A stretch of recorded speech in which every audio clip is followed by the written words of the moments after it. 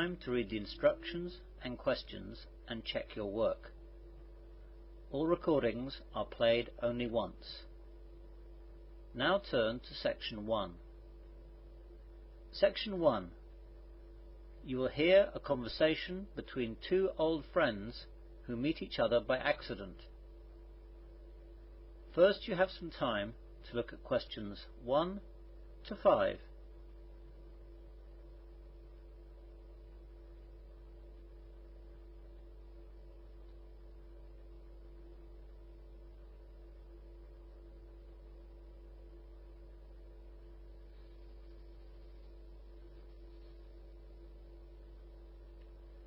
You will see that there is an example. This time only, the conversation relating to this will be played first. Hello, Frank. How are you? Wow, John. Yeah, I'm fine. How are you? I'm great, thanks. I haven't seen you since we left school. How long ago is that now? It must be 10 years. Or is it 11? No, it's 9 years now. So, 9 years, A, is the correct answer. Now we begin. You should answer the questions as you listen, as a recording is not played twice. Listen carefully to the conversation and answer questions 1 to 5. Hello, Frank. How are you? Wow, John. Yeah, I'm fine. How are you? I'm great, thanks. I haven't seen you since we left school. How long ago is that now? It must be 10 years. Or is it 11? No, it's 9 years now. What are you doing with yourself? You were going to be a doctor, weren't you? Or something medical, like a chiropractor. Well, I was going to be, but that's not what I did. I started medical school, but I didn't really enjoy it, and the idea of doing it for 5 or 6 years and then continuing to study for years after that didn't really appeal. So I left medical school and went into teacher training college to be a science teacher. And I thought for all these years that you were earning megabucks as a doctor or working in a pharmaceutical company. No, just a teacher. I love it though. I'm so glad I did it instead of medicine. And what are you doing, Frank? After school, I didn't really know what I wanted to do. So I travelled for a couple of years around the world. Great! Where did you go? Lots of places, but nowhere in Europe. I wanted to travel long distance. First of all, I travelled through India and Nepal. Then I moved into Southeast Asia for a few months. Then I went through Australia and New Zealand. After that, I went to Africa and went around various countries there. After that, it was South America, Central America and North America. How on earth did you afford all that? I just settled down and worked for a few months in places where I could get a job and save money. Then, when I had enough, I moved on. I wasn't exactly staying in luxurious places, though.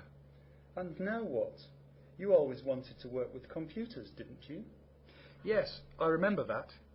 However, when I finished all the travelling, I thought of going into travel writing, but it's so competitive. I always fancied journalism as well, so I got into that. And right now, I'm working for the local paper. Did you have to study for that? Well, some people don't. But I went to college for a year to do a journalism course. And I'm glad I did, as it gave me a bit of a head start, and certainly helped me get my first job.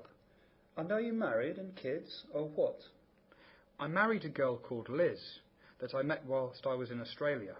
We haven't had kids yet, though we're planning on having at least 2 or 3.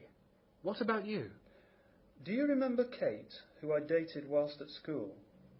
Of course, the prettiest girl in the school. You didn't marry her, did you?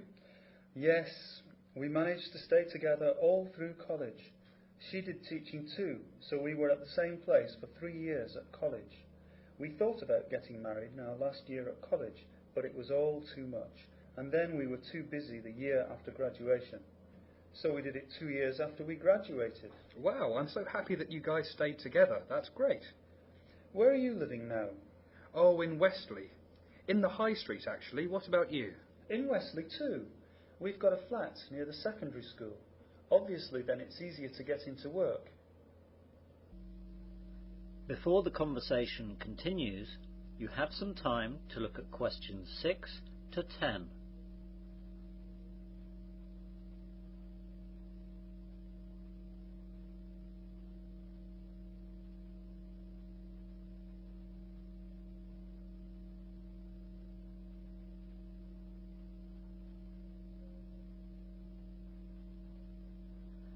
Now listen carefully and answer questions 6 to 10.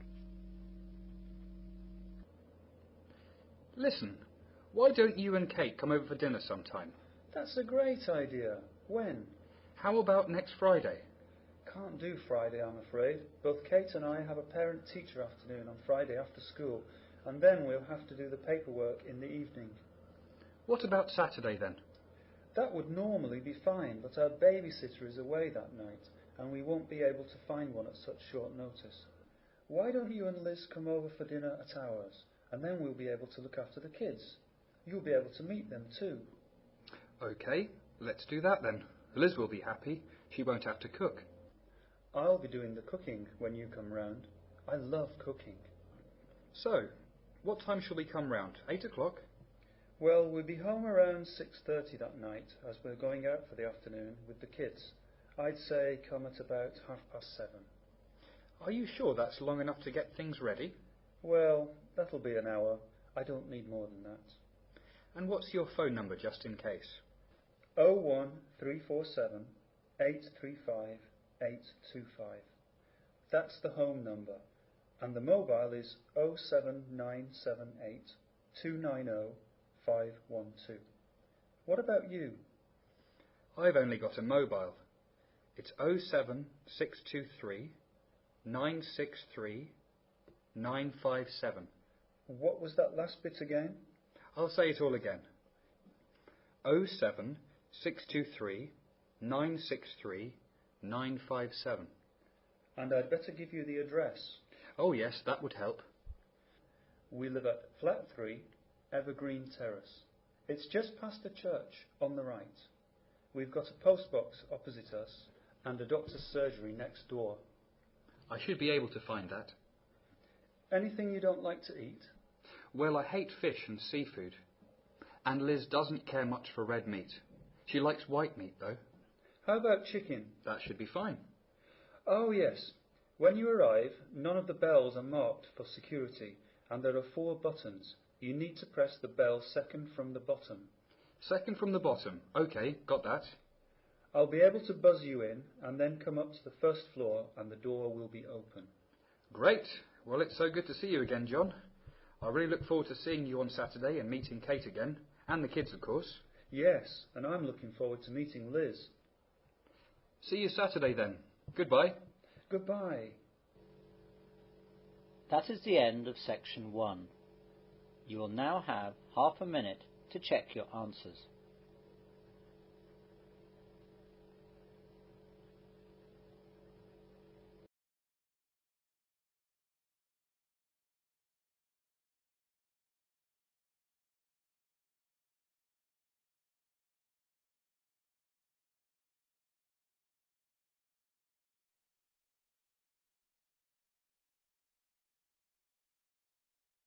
Now turn to section 2.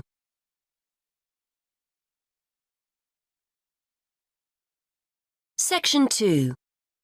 You will hear a speaker talking about saving energy in the home.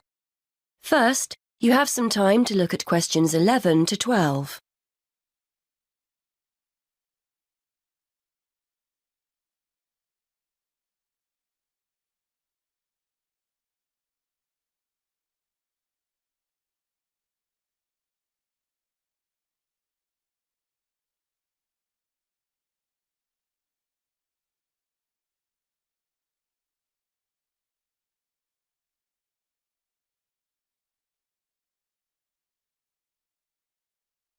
Now listen and answer questions 11 to 12.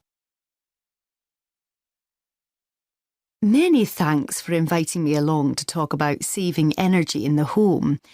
This is a key issue for many people who now find themselves on tight budgets.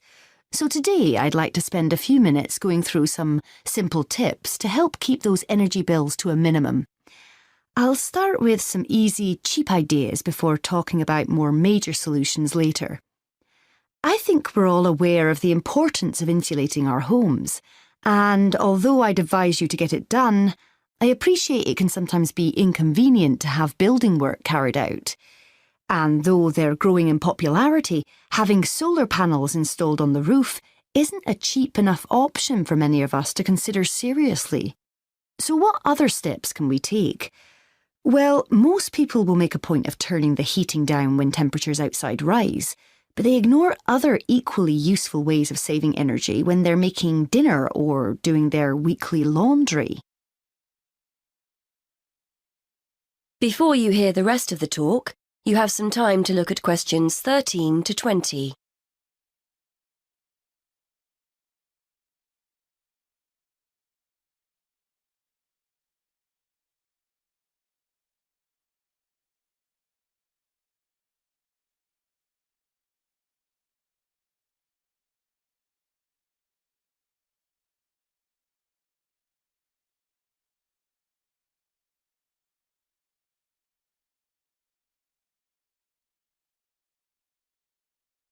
Now listen and answer questions 13 to 20. If you're living in a relatively new apartment or house, you're probably blessed with a cosy, draft-free living space. But for those of us in older properties, the chances are there are gaps all over the place where cold air is getting in. Walk around your home and place the back of your hand around window frames. Can you feel cold air coming in from outside? Get down on your knees at the doors. Is there a draft at floor level? Fix these drafts with some cheap draft excluders and savings in heating bills will begin straight away. And are you using the latest energy-saving light bulbs? I'm not recommending you go around your entire property throwing out older ones and replacing them all immediately. But next time a bulb goes, make sure you buy an energy-efficient alternative. And what about heating? If you have radiators in every room, do you need them all switched on throughout the day? If they're on timers, set them efficiently. Then there's the laptop or your TV. Do you leave them switched on overnight or on standby? Don't waste money. Turn them off. And that goes for lights as well. You'd be surprised how many people leave them on when they go out. There are also guaranteed savings to be made in the kitchen. I'm always telling my husband not to overfill the kettle when he makes a cup of tea. Why boil more water than you actually need? When you consider how many times that kettle gets used every day, you'll appreciate just how much electricity can be saved by boiling what you need and no more. And the next time you're cooking pasta or potatoes, keep a lid on the pot. The water will boil much more quickly than if you leave it off. And if you've bought yourself a pressure cooker or steamer and it's sitting in the cupboard never being used, get it out. They're much more efficient than pots and pans. Now, the refrigerator and freezer. If the fridge is next to the cooker, it's having to work harder to stay cold. But as I'm giving cheap, easy solutions here, a kitchen redesign might be out of the question. Still, there are other energy-saving steps you can take. Keep an eye on the temperature control. We often forget to turn it down in the colder winter months when a high setting is unnecessary. Also, remember to defrost the freezer frequently and try not to overfill it, as this isn't the most efficient way of using it. The washing machine is another potential money saver. A lot of people wash at 40 degrees Celsius, but it's often okay to drop the temperature down to 30 degrees Celsius with similar results. And remember to either wash full loads or select the half-load programme. Again, a surprising number of people forget to do this. And is it really necessary to dry your clothes in a tumble dryer?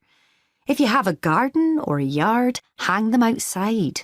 Or if you're drying them inside, get yourself a cheap clothes rail rather than hanging things over radiators, which robs you of valuable heat.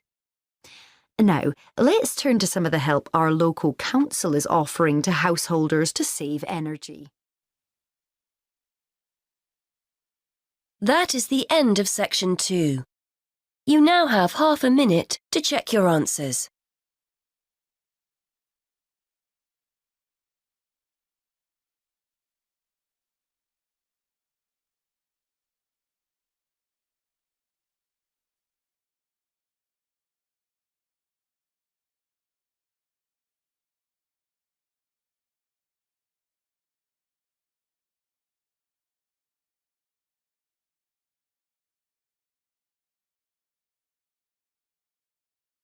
Now turn to section 3.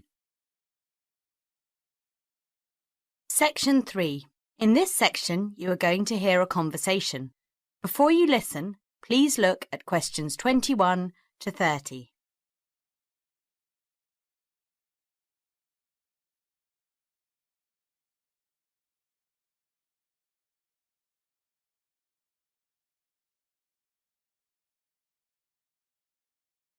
Now listen to the conversation and answer questions 21 to 30. Afternoon, everyone. Well, I think we can begin straight away by getting Ivy and Andy to do their presentation. Could you start, Ivy?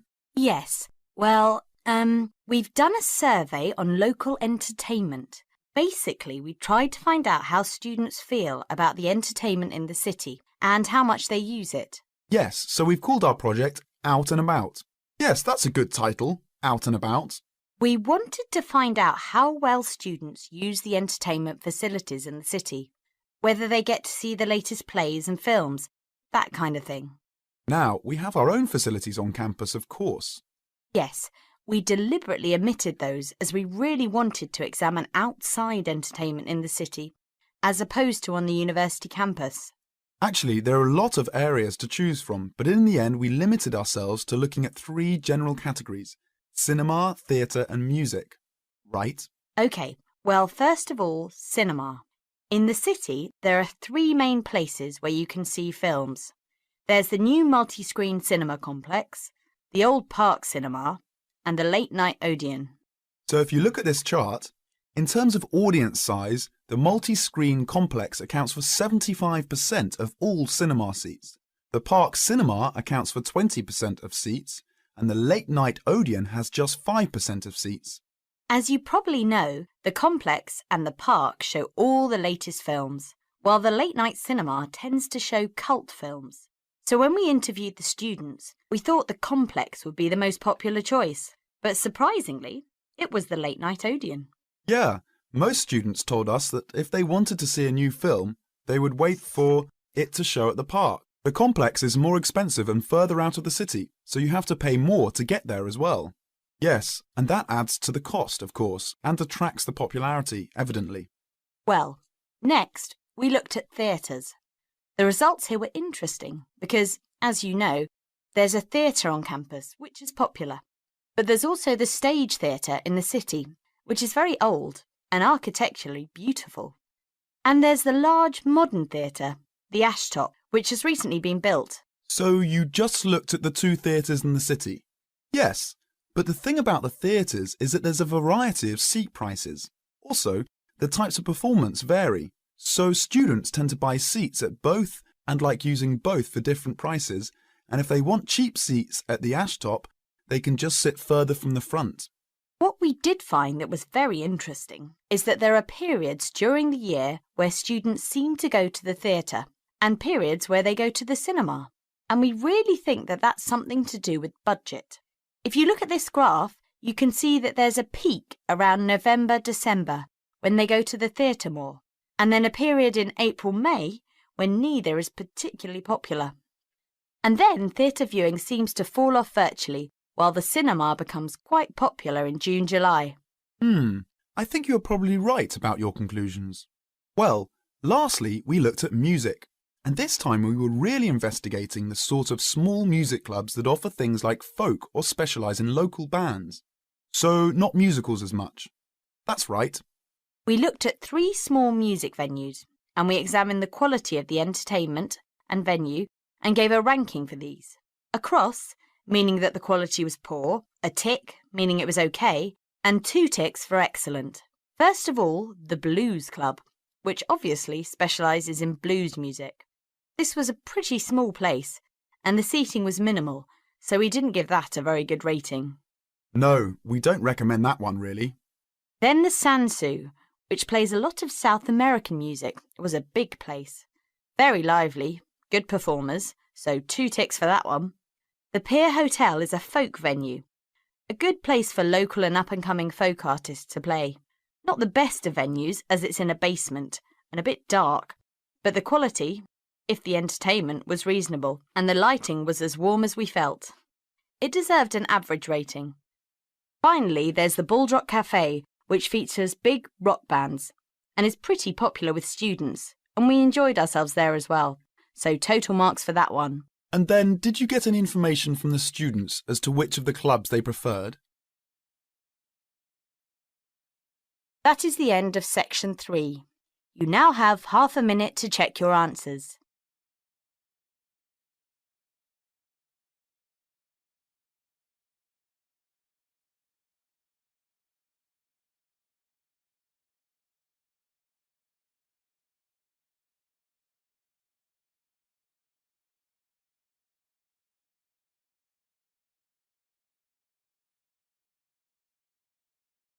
Section 4. Section 4. You will hear part of a lecture about African penguins. First, you have some time to look at questions 31 to 40.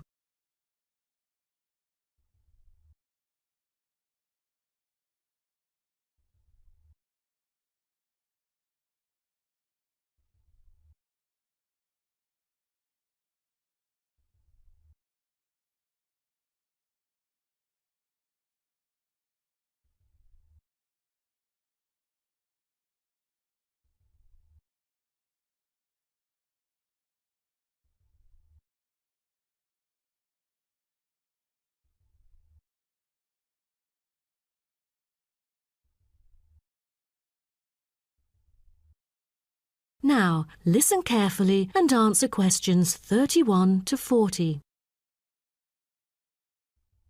Good morning, everyone. Today's lecture is about a type of adorable animal, the penguin. When you think of penguins, you may picture them surrounded by snow and ice. But not all penguins live where it's cold. African penguins live in the southern tip of Africa. They are usually found within 40 kilometres of the shore and on a number of its surrounding islands. African penguins are also known as jackass penguins because they make donkey-like braying sounds to communicate. African penguins can keep their body temperature at a stable level, but their land habitat can get quite warm, so there are a number of ways for them to stay cool. They limit their daylight movements on breeding sites on land to early mornings and early evenings to avoid too much sun. The pink glands above their eyes can help them cope with the temperate climates. Like other penguins, African penguins spend most of the day feeding in the ocean, which also helps keep them cool. Being a type of small to medium-sized penguin species, African penguins average about 60 centimetres tall and weigh up to 3.6 kilograms. They have a black stripe and a pattern of unique black spots on their chest. Males are larger than females and have larger beaks. Even though they are categorised as birds, African penguins aren't able to fly because of their heavy bones. Their wings are more like flippers that make them particularly suited for life in the water. When they're on land, their flippers and their tails help them keep their balance and walk upright. African penguins begin to breed at the average age of 4. When a male and female pair up, they tend to breed together for the rest of their lives. Most other penguins nest and lay their eggs out in the open, but African penguins have a different approach. They dig holes under bushes out of their own excrement, called guano, so they are sheltered from the sun and predators.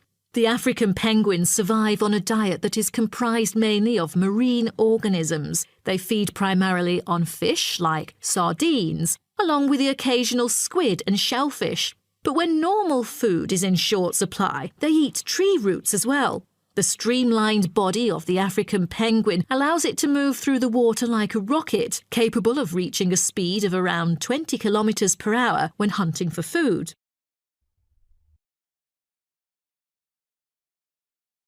The African penguin's smaller size means that it has many predators both in the water and also on dry land.